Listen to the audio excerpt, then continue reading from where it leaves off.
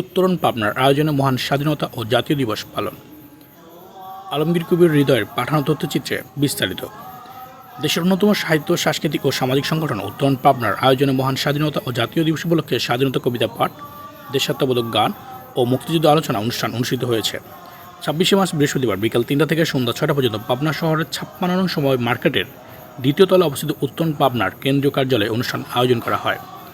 অনুষ্ঠানটি সঞ্চালনা করেন উত্তরণ পাবনার প্রতিষ্ঠাতা সভাপতি, কবি, গীতিকার, সাংবাদিক ও বাচিক শিল্পী আলমগীর কবির হৃদয়।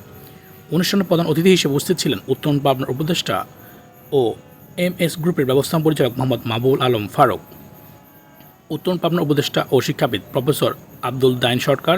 সভাপতি অনুষ্ঠানে আমন্ত্রিত অতিথি হিসেবে উপস্থিত ছিলেন কবি ইদ্রিস আলী মধু, কবি ও নদী গবেষক ডক্টর মনসুর আলম, সাংস্কৃতিক ব্যক্তিত্ব ও টেকনিক্যাল স্কুল অ্যান্ড কলেজের বিভাগীয় প্রধান আলী আকবর মিয়া রাজু, কবি, কালামিস্ট, সাংবাদিক শফিক আল কামাল এবং 21শে বইমেলা উদযাপন পরিষদের যুগ্ম সম্পাদক মোহাম্মদ সিরাজুল ইসলাম।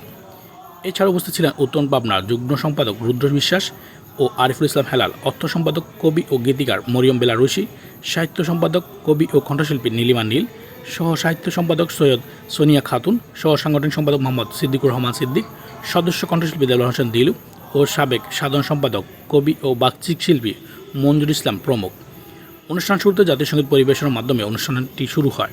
এরপর কবিকণ্ঠে স্বাধীনতার কবিতা পাঠ, দেশাত্মবোধক গান পরিবেশন এবং মহান মুক্তিযুদ্ধের প্রেক্ষাপটে আলোচনা সভা অনুষ্ঠিত হয়। চেতনা নইয়ে পড়ে।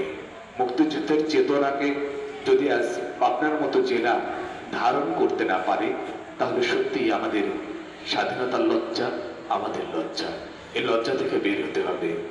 আজকে ক্ষমতার জন্য দেশের মুক্তিযুদ্ধকে ভুলে যাব, ক্ষমতার জন্য, একটু ভালো থাকার জন্য সত্য কথা বলতে পারবো না, এমন বাংলাদেশ আমরা চাইনি। আর এমন বাংলাদেশ আমাদের অগ্রজ যারা ছিলেন তারা চায়নি। তারা যেমন ভাষার জন্য প্রাণ দিয়েছে, মুক্তিযুদ্ধের জন্য প্রাণ দিয়েছে, এবং কালে কালে বলতে পারি না। আজকের অনুষ্ঠানে যারা এসেছেন, উত্তরণকে যারা গৌরবান্বিত করেছেন,